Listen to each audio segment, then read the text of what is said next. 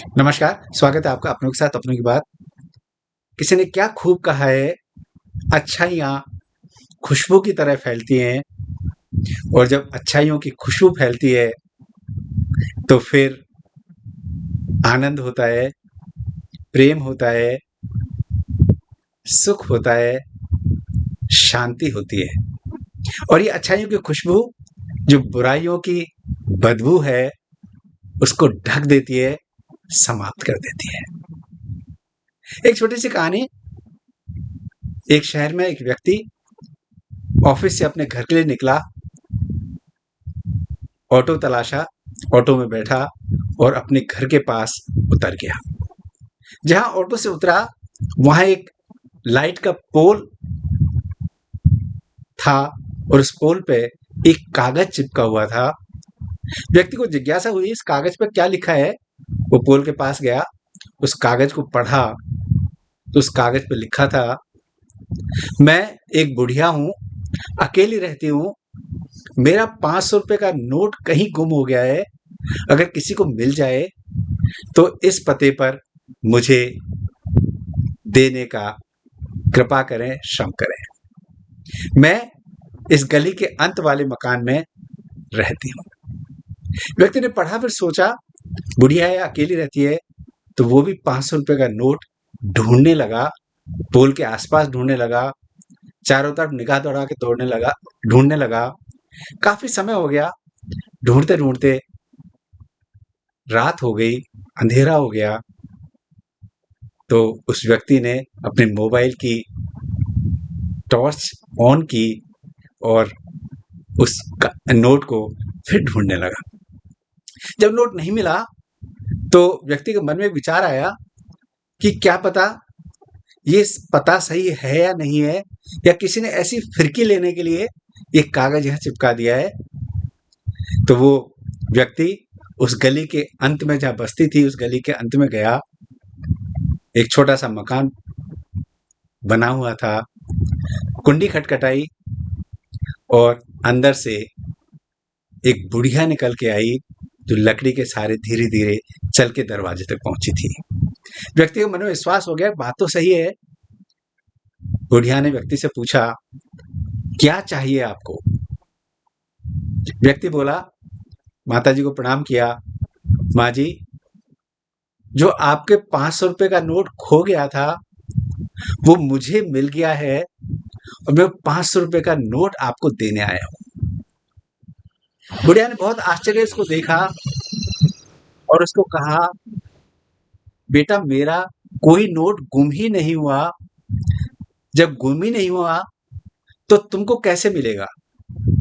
व्यक्ति ने कहा, पोल पे वो लिखा हुआ था कागज पे, और वही मैं 500 रुपए का नोट ढूंढ के जब मुझे मिल गया तो इस पते पे मैं देने आया हूँ।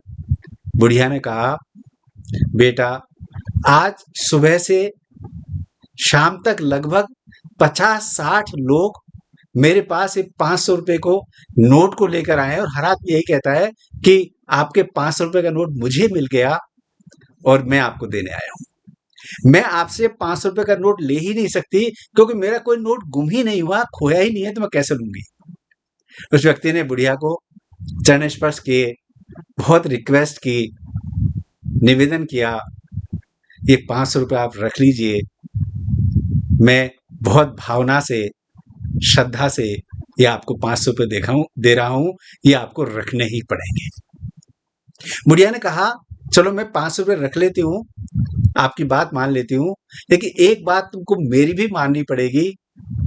पता नहीं किसी व्यक्ति ने मेरी मदद करने के लिए उस लाइट के पोल पर ये कागज चिपका दिया है और मेरी मदद के बहाने सुबह से करीब 50-60 लोग मुझे 500 रुपए का नोट देने आ चुके हैं। लेकिन बेटा, मैंने तुम्हारी बात मान ली, तो एक काम मेरा भी करना। तुम जाते जाते उस कागज को उस पोल से हटा देना, ताकि फिर कोई मेरे पास 500 रुपए का नोट लेके ना आए कि मुझे आपका 500 रुपए का नोट मिल गया और आप इसको रख लीजिए। व्यक्ति ने उस माँ के चरण छुए, आशीर्वाद लिया और वापस अपने घर की ओर चल दिया। जब पोल के पास पहुंचा तो उसने सोचा मैं ये कागज हटा देता हूँ। तभी उसके मन में विचार आया कि जब 50-60 लोगों ने इस कागज को नहीं हटाया तो मैं आखिर क्यों हटाऊं?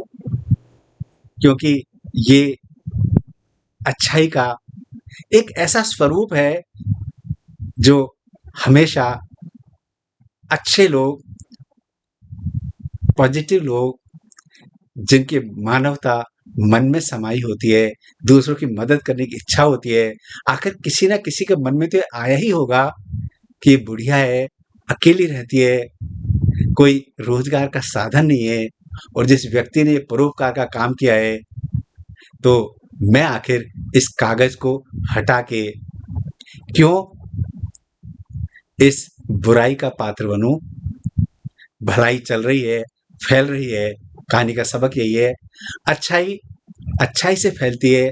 अच्छे लोग कम होते हैं, लेकिन जो होते हैं वो अपनी अच्छाई की खुशबू इतनी फैला देते हैं कि हमेशा लोगों के जीवन में आनंद होता है, सेवा का भाव होता है, अपनापन होता है, प्रेम होता है। इसलिए अच्छाइयाँ फैलाइए, अच्छा काम करिए, बुराइयों को ना नज़र डालें, ना बुराइयों पर गौर करें, क्योंकि अच्छाइयों से ही जीवन अच्छा होता है। सबकी मदद की भावना रखें, कोई ज़रूरतमंद हो उसकी मदद अवश्य करें, निस्वार्थ भाव से करें, निर्मल भाव से करें, तो ये भी प्रभु की एक बड़ी सेवा होती है, प्रभु के श्री चरणों की सच्ची सेवा होती है। नमस्कार, जय श्री राम।